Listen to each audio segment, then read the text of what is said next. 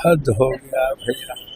अब चुनाव के समय में कोई यहाँ गिरा कोई वहाँ गिरा, भैया विश्वास टूट जाएगा दुनिया में। इस तरह के जो बिहेव है और जिस तरीके से चंपई सोरेन जी पर हेमंत जी ने विश्वास किया और अपने परिवार को नहीं बनाया, अपनी पत्नी को नहीं बनाया, अपने भाई को नहीं बनाया, एक वर्कर को बनाया, लोगों में जो अब विश्वास टूटता जा रहा है इन्हीं आचरण और चरित्र के कारण। चंपई सोरेन जी को जिस तरीके से शिबू सोरेन जी ने सींचा, जिस तरीके से हेमंत जी ने एक वर्कर को मुख्यमंत्री बनाया, और उसके बाद देखिए भाजपा के पास कोई एजेंडा नहीं है।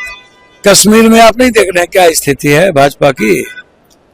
लिस्ट ही नहीं मिला, आदमी चुनाव लड़ने के लिए नहीं मिल रहा है। हरियाणा की भी स्थिति भाजपा की वही है, वो कह रहे हैं 6 दिन पहले ही चुनाव हम लड़ा देंगे।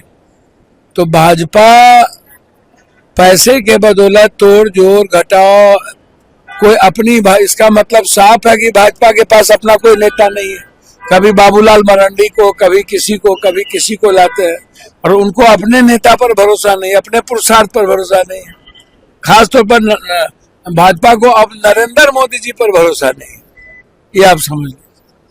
दूसरों का पैंच उधार, कांग्रेस का तोड़ो, कांग्रेस का लाओ, उसका लाओ, तो भरोसा जब नरेंद्र मोदी जी पर ही नहीं है, गारंटी अभी शिवाजी का देख ही लिए, महाराष्ट्र में मूर्ति ही टूट गई, 45 से 47 साल की बात करते थे।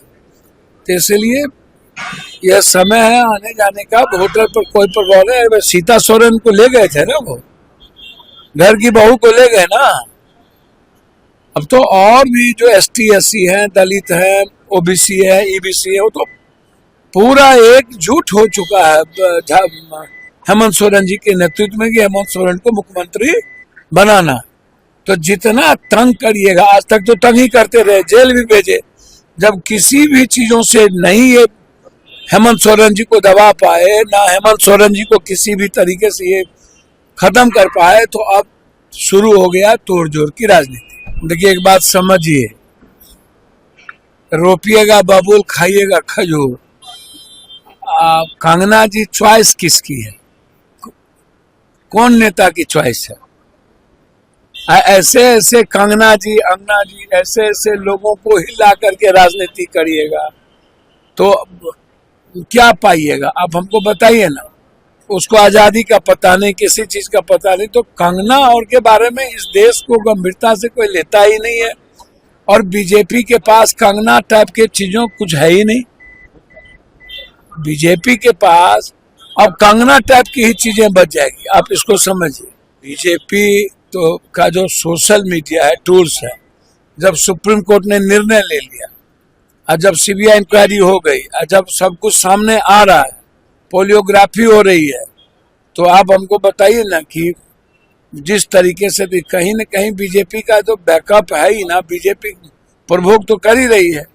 जस्टिस के लिए ममता दीदी खुद ही उतर गई और अब तो हम तो कहेंगे बीजेपी को अविलंब फांसी की सजा हो, CBI इसकी तैयारी करे 3 महीना के अंदर, खत्म करिए इसको। बेटी के न्याय के लिए अब एक ही काम करना है, राजनीति नहीं करनी चाहिए।